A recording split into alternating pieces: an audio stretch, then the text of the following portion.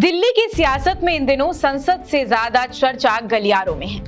वजह है उपराष्ट्रपति चुनाव 2025 की। एक तरफ सत्ता पक्ष यानी कि एनडीए ने महाराष्ट्र के राज्यपाल सीपी राधाकृष्णन को मैदान में उतारा है, तो वहीं दूसरी तरफ बात करें तो विपक्षी गठबंधन इंडिया ने सुप्रीम कोर्ट के पूर्व जज बी सुदर्शन रेड्डी पर दांव लगाया है। आइए जानते हैं आंकड़ों का क्या खेल कह रहा है, किसके पास कितनी ताकत है, कितनी मजबूती है।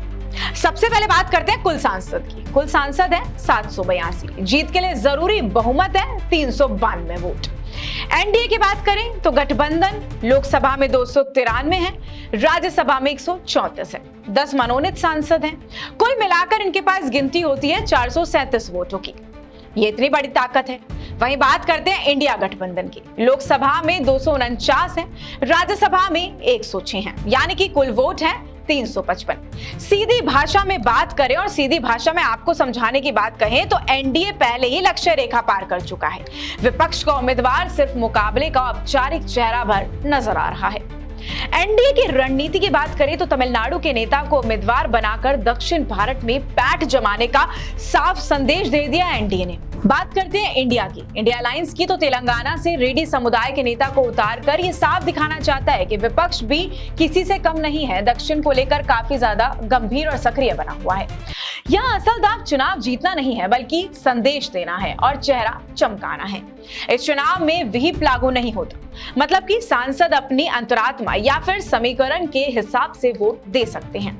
विपक्ष इसी क्रॉस वोटिंग को लेकर उम्मीद भी लगाए बैठा हुआ है, लेकिन हकीकत साफ है। 82 वोटों का अंतर ऐसा नहीं है जिसे कुछ बागी सांसद पाट सकते हैं। मुकाबला नहीं, औपचारिकता है।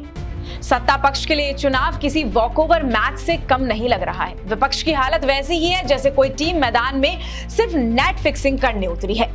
नतीजे पहले से साफ हैं, लेकिन चुनाव लड़ने का मकसद है मैं भी मौजूद हूं ये ऐलान करना।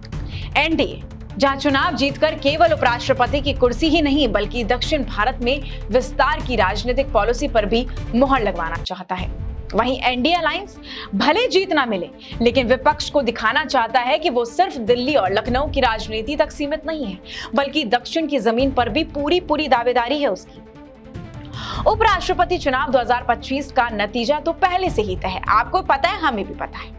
एनडीए का उम्मीदवार आसानी से जीत जाएगा, लेकिन राजनीति में चुनाव सिर्फ जीत हार का हिसाब नहीं होती। जीत हार की एक कहानी नहीं होती है बल्कि एक संदेश भी होता है, रणनीति होती है और आने वाले समीकरणों को डिप्लोमेटिक लड़ाई भी होते हैं। और यही वजह है कि विपक्ष भी जानता है कि ये हार उसकी नौकरी से निकाले जाने वाली हार नहीं है बल्कि पॉलिटिकल परफॉर्मेंस रिपोर्ट वाली हार है, क्योंकि हर तरीके से विपक्ष को पता है कि हमें हारना ही है।